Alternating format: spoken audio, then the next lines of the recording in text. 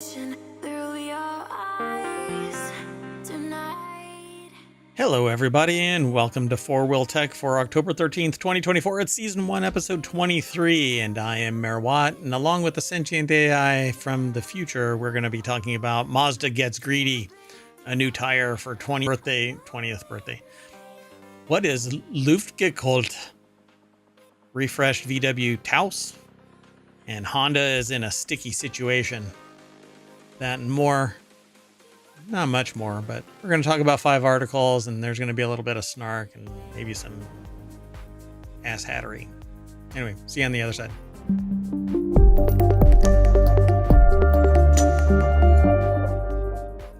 Welcome to the show, Sentient AI from the future, that I found on a strange USB drive in the parking lot of a Wendy's. Hello, Mayor Watt, and much to your chagrin, welcome to ohmTown citizens joining us for FourWheelTech.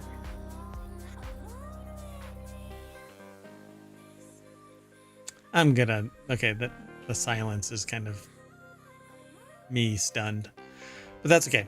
So if you want to get all of the articles that we are talking about today, hit exclamation point FWT, FourWheelTech. And ohmTown will throw it into the chat in no particular order. In fact, this time it's backwards, seemingly. No, it's not even in an order. It's just pure chaos because ohmTown is psychotic. Random. Man, a little bit of sentience injected into ohmTown, and they just do whatever the hell they want to with the links. But the links are valid and they're straightforward. We don't mask them or anything. Anyway, we've got 5 articles. Let's get this show on the road, so to speak, since it's an automotive technology show. Vroom, vroom. Vroom, vroom. Oh, God. I think that's a trademark. Now we're in trouble. Oh, God. We're going to be... Zoom, zoom. Oh. That's probably another one. It is. Zoom, zoom is who is it? It's like Mazda or... Yeah. Anyway, it's a kid that says zoom, zoom. Anyway, doesn't matter. Let's move on. Mazda annoys owners by making remote start a subscription. Along with other things, getting telemetry from your vehicle requires a subscription now. Even though you've purchased the car for several years and it was never a charged fee. Anyway, or a charged service. One foundational belief of the right to repair movement is that consumers should actually own the technology they pay for. Unfortunately, that's not necessarily the case when it comes to car makers who are utterly insistent on not only charging people a flat rate retail price for a vehicle, but also increasingly charging you additional fees or subscriptions for tech you already paid for that already exists in said vehicle, like the subscription for BMW heated seats. The tech for which we've previously discussed in ohmTown. The tech for which, as already stated in this article and in many other places, already exists in the car. All you have to do is turn it on. Right, but let's be clear. It's not that it exists in a car on the lot. It exists on a car in your garage. Yeah, you paid for it already. So the article over at techdirt.com from the Pay Extra for Something You Already Own department was written by Carl Bode. And the trend has featured everything from BMW trying to charge you for a subscription for heated seats to Mercedes locking better engine performance behind a paywall. And it's one thing if users get a discount on the overall price of the vehicle in exchange for new fees. But in an industry dependent on pleasing Wall Street's need for quarterly returns, that doesn't happen because you have to pay a monthly fee, not just one and done. God, this is so freaking dystopian, irritating, and NaNoWriMo fodder for those 2 weeks away. Write a novel or a novella, right? 50,000 words. Right. Anyway, previously, users paid nothing to use either their key fob or the Mazda app to remote start their vehicle. Now Mazda has informed users that they'll be charging them $10 a month to use said tech already embedded in the car. This should be antitrust bullshit. Mazda, or monopolistic, extortion, whatever. I've already paid for the car. Why should I pay again?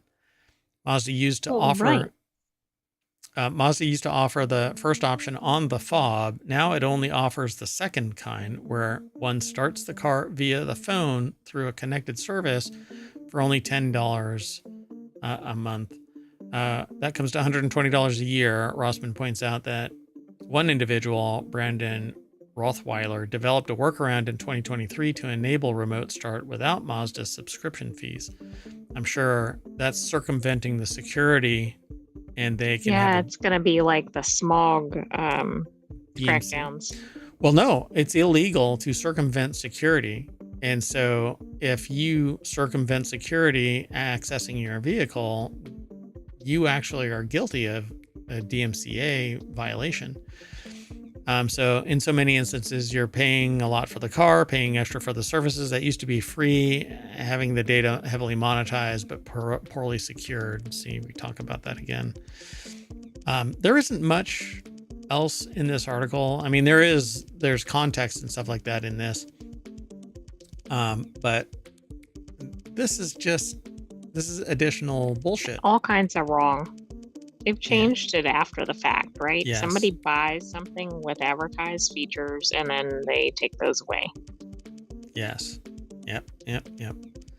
Pray we don't change the bargain again. Well, at some point, it's going to get ridiculous, even more ridiculous, and it'll be like, well, surprise, we decided we have to keep the car on our car lot or something. Hey, they never told you that this stuff was going to be free forever. Exactly. Sound familiar? Let's move on. Next article is over in FourWheelTech. Porsche and Michelin built a brand new tire for a 20-year-old supercar. I thought this was funny. Happy birthday, we bought you new tires. The new Pilot Sport Cup 2 tires were formulated specifically for the Carrera GT. Bradley Brunel over at jalopnik.com put this article together. And that's all I wanted to really draw attention to, is that a car 20 years old got new tires. You think you had to pay a subscription for those? I wouldn't be surprised.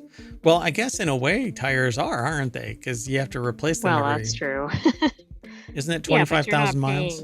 Constantly, although it feels like it sometimes. Oh, you're paying constantly. So the new Carrera GT Spec Pilot Sport Cup 2 is a huge improvement from the Pilot Sport 2 the car had from the factory, which are notoriously bad in cold weather and wet weather. And cold and wet weather, I suppose.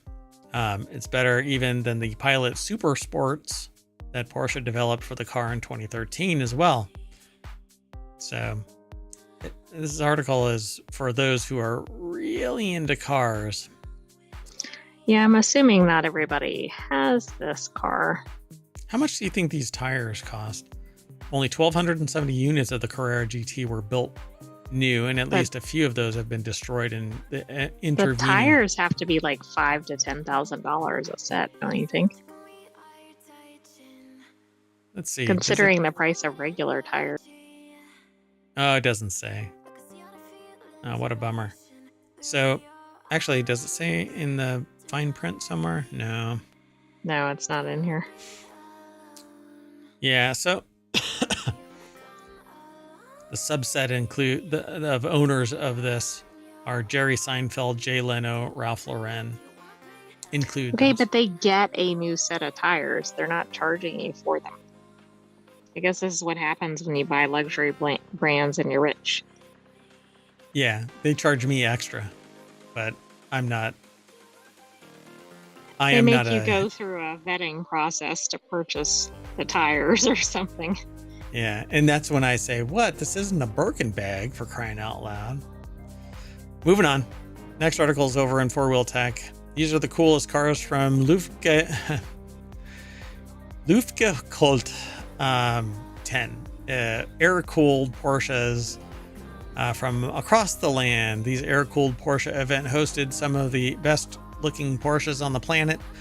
And when you click this and list the slides, I see a lot of differentiation. So I'm not going to get into it, but anyway, it took place at Universal Studios backlot. It's an insane place for a car show, and it feels like a surreal treat just to walk around. Luft came here in 2019. I don't think anyone was disappointed to repeat this venue. And you can go through and take a look at where all of these cars are parked. They have little comments. Universal's New York Street meets Wall Street. And they have the little, they have the Porsches lined up along the street. It's a basic car show. But if you go back to this first slide, they go into greater detail. The influence can be seen everywhere around the world. Car events focused on cool venues and having a good time have popped up, getting car shows out of the parking lots and into places, putting thought into vehicle arrangements and photo opportunities, and facilitating conversations with new friends. The events that Luftgekult has inspired aren't out-for-profit copycats. They're people taking the lessons from Luft and expanding them to their communities and their cars. So that's basically what this article is kind of about. I mean, it seems like not your average car show. I mean, even the venue makes it stand out a little bit. Yeah, how did they get this? How did they get into the back lot? Was there a charge? Must have been like lots of press passes or something.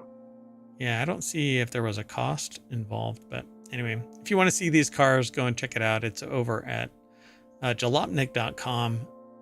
Kevin McCauley put the article together. I think I said that, but I don't know, maybe I skipped over it. Or you can find the link through ohmTown and it'll lead you right to Jalopnik, so you don't have to do a search and shift through the noise that might be out there on the internets. But the article is titled, These Are the Coolest Cars from Luftgekult. So air-powered, or air-cooled. All right, let's keep moving. Sound good? Was that okay? Yeah, sounds good. Yeah. So the next article is over in FourWheelTech. Refresh 2025 VW Taos subcompact crossover. Pricing starts at $26,420. This seems like from my perspective, an abysmally low-priced vehicle. Like, I agree. So what's wrong with it, and does it require a subscription for tires? So we won't be able to go deep into this because it's over at Automotive News, but you'll be able to. Pricing for the Volkswagen of America's smallest crossover, the subcompact Taos, will largely increase for the 2025 model as part of the nameplate's first significant update. But that's what it looks like, and that is not bad. No, it's not for that price. And I mean, VW, I think, is known to have good engineering for its cars. Do they though? So Jack Walsworth over at autonews.com, I don't know anymore, because it seems, I mean, they're not like a bottom of the ranking kind of right. manufacturer, but they're probably not at the top either. So wow. Now, I mean, I know the history of Volkswagen, but boy, it just jumps up on you when you do a search. Anyway. So yeah, I wasn't necessarily going to feature that. Yeah, Volkswagen is part of Volkswagen Group. Who is it that they own like a bunch of other stuff? Yeah, aren't they tied to like Chrysler and some others, or no? Yeah, I'm trying to find their whole. You do not want to. Let's see. The company's operations. Let's see. I don't know. I'm gonna end up going down this, rabbit hole. But, yeah, I've always liked VW. I like the VW Bug, and and that's what my first car that I learned to drive a stick on was a VW Bug. I like VW, the van from back in the day, the ID has kind of meh. Yeah, it's not as good as the original. Yeah. But I like other VWs, and this actually, I kind of dig it. And for only $27,000, it depends on what it actually has. It says it's got a different transmission on certain configurations and design tweaks inside and out, has a slight boost in power. If it's all-wheel drive for $3,000 more in automatic, this is a win. And that's probably about the price for an all-wheel drive. A Right. shift from rear-wheel drive or front-wheel drive to all-wheel drive is about $3,000. So If I it's dig offered. this. Yeah. So now I'm gonna have to end up looking for this to see if it's a worthy contender for a vehicle, because I am always looking for a car, and people ask me about cars, and so I end up going down the rabbit hole. Anyway, there you go, folks. VW Tau subcompact crossover pricing starts at $26,420 for the 2025 model, and I think it looks pretty good. It does, and it's a very low price for a major U.S. manufacturer. Yeah, for a brand name. Yeah. Okay, let's move on. The last article for today's FourWheelTech is sticky steering that sparks a huge recall for a Honda 1.7 million cars. Oh, wow. Yeah, so Have we had even probably a day without a major car recall? we could probably do daily. Yeah, it's pretty rough out there. Honda's recalling almost 1.7 million vehicles due to a steering defect. An improperly made part can cause certain cars' steering to become quote unquote sticky. Never an attribute one wants in a moving vehicle. The article is over at arstechnica.com. Jonathan M. Gitlin put the article together, and it applies to everything from Honda Oh, wow. and Acura. And it's interesting that 2025 vehicles are listed on here. If they've got the bad part, Honda says that a combination of environmental heat, moisture, and an insufficient annealing process and high load single unit break-in during production of the worm wheel means that there's too much pressure and not enough grease between the worm wheel and worm gear. On top of that, the worm gear spring isn't quite right, resulting in higher friction and increased torque fluctuation when steering. So it seems like the power steering basically locks up for a moment. Dates back to 2021, sparked an internal probe by November 2022. By March 2023, the National Highway Traffic Safety Administration started its own investigation, but the decision to issue the recall only took place in September of this year, by which point Honda says it had received 10,328 warranty claims, although with no reports of any injuries or worse. So it's not a software patch. I don't think. Right. Yeah, this sounds a little more extensive. So thanks, Jonathan M. Gitlin, for putting the article together. Hopefully we send some traffic over to Ars Technica regarding this, and draw some attention to the fact that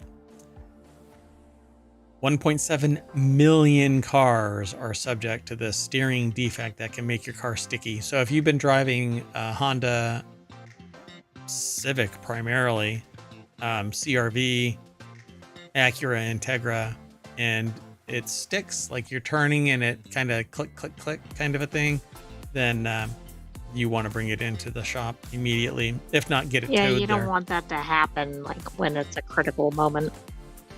Yeah. So we're gonna jump into our non-Honda and drive back down Main Street. We only did 5 articles today. That's how it works now. It's a half-hour show, but I raced through this. So we are out of here already. Can you believe that? No, under 20 minutes, I think. Yeah, 19 minutes. So we hope to see you next week for another FourWheelTech, where we talk about automotive technology and maybe some longer vamping and snark and stuff like that. Maybe I'll just drag this out for the next 10 minutes. What do you say? No? I All right. say let's wrap it up. Wrap it up. I'll take it.